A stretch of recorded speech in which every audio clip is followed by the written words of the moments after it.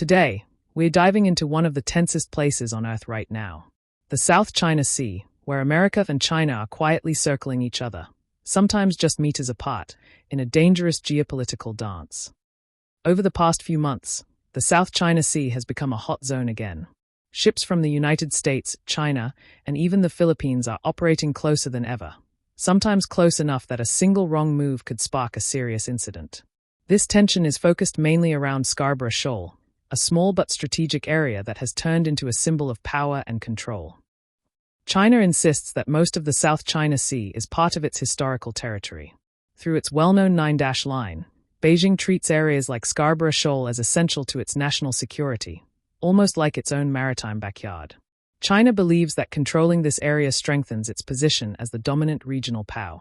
Meanwhile, the United States doesn't claim the territory, but it refuses to let China dominate these waters. Why? Because the South China Sea is one of the world's most important shipping routes. Billions of dollars worth of trade passes through here every single day.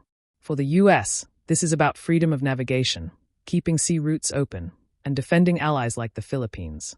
And under defense treaties, if China moves too aggressively, America may be obligated to respond.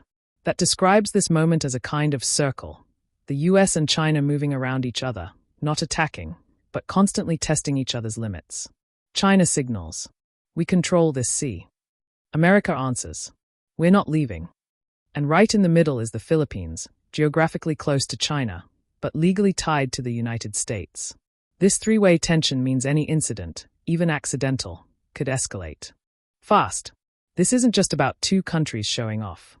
The South China Sea affects global trade, energy routes, military balance in Asia, diplomatic relationships worldwide. If something goes wrong here, it won't stay a local issue. It could quickly become an international crisis. What happens in the South China Sea doesn't stay in Asia. A conflict here could impact global shipping, oil and gas supply lines, international markets, regional alliances across Asia. In short, a mistake in this small area could send shockwaves across the world. America's message is clear.